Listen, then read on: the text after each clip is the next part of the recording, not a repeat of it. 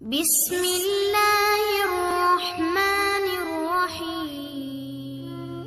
حضرت علی رضی اللہ عنہ فرماتے ہیں، جب تم بغیر کسی وجہ سے خوشی محسوس کرو تو یقین کر لو کوئی نہ کوئی آپ کے لیے دعا ضرور کر رہا ہے، جس کی وجہ سے تم خود میں خوشی محسوس کر رہے ہو اور تم بہت زیادہ خوش ہو رہے ہو۔ ایسا آپ کے ساتھ بھی لازمی ہوتا ہوگا کہ جب آپ بغیر کسی وجہ سے خوش ہو رہے ہوتے ہو، لوگ آپ سے پوچھ رہے ہوتے ہیں کہ خیریت تو ہے، آپ آج بہت خوش نظر آ رہے ہو، لیکن اس وقت ہمیں بھی نہیں پتا ہوتا کہ ہمارے ساتھ ایسا کیوں ہو رہا ہے۔ اس کے پیچھے یہی وجہ ہوتی ہے کہ کوئی نہ کوئی آپ کے لیے زیادہ دعا کر رہا ہوتا ہے۔ اسی دعا کے نتیجے میں آپ کے چہرے پر خوشی کے لمحات ظاہر ہو رہے ہوتے ہیں۔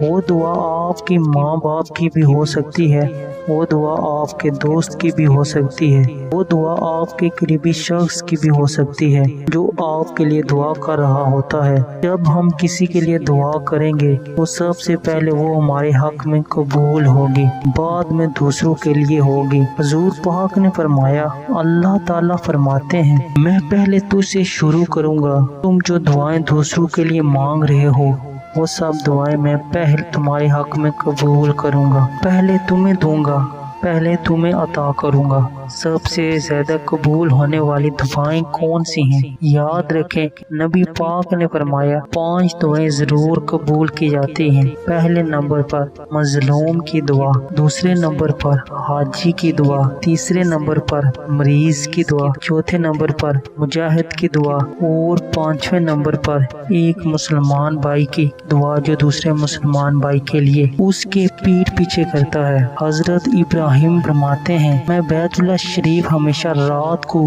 ایسے موقع متلاشی اور خواہش مند تھا کہ خانہ کا بحالی اور ایسے وقت عبادت کروں۔ ایک رات جب بارش ہو رہی تھی، خانہ کعبہ میں صرف ایک ہی طواف کر رہا تھا۔ میں نے موقع غنیمت جان کر کعبہ میں بیٹھ کر گناہوں کی پاکی اور مغفرت کی دعا کی، اور اس وقت غیب سے آواز آئی کہ تمام مخلوق مجھ سے یہی چاہتی ہے۔ یہ سن کر میں نے کہا، یا اللہ، آپ صرف میری ہی گناہوں کو بخش دیں۔ پھر آواز آئی، اے بندے، تم دوسری ساری مخلوق کے متعلق ہمارے ساتھ گفتگو کرو، یعنی اپنے علاوہ دوسروں کے متعلق دعا کرو، لیکن اپنے لیے کوئی بات نہ کرو، کیونکہ تمہارے متعلق دوسروں کا کہنا دعا کرنا زیادہ فائدہ مند ہے۔